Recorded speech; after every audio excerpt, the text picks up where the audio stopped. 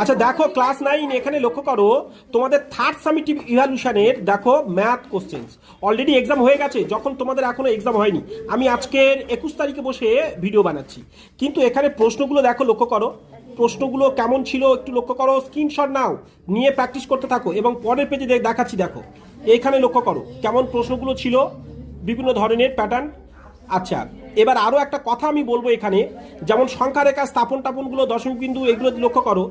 এইখানে দেখো, এইখানে যে পেজগুলো দেওয়া আছে না, এইগুলো সব আমাদের সাজেশনের মধ্যে কমন পাওয়া গেছে।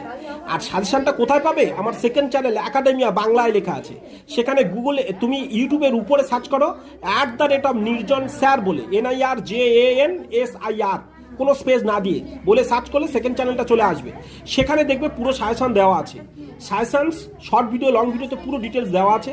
সেই কটাই মাত্র পেজ তোমরা যদি প্র্যাকটিস করতে পারো তাহলে কিন্তু প্রচুর নম্বর পাবে। এইগুলো কিন্তু ওরা কমন পেয়েছে, আমি পেজ নম্বর কিন্তু এগুলো বসিয়ে রেখেছি, দেখতে থাকো এবং পরের পেজে আসছি দেখো।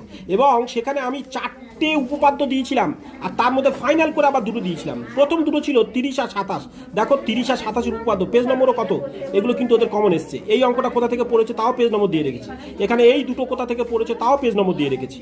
তো এইগুলো এখানে আবার কোনটা, এই যে সম্পাদ্য কোথা থেকে পড়েছে তাও পেজ নম্বর দিয়ে রেখেছি।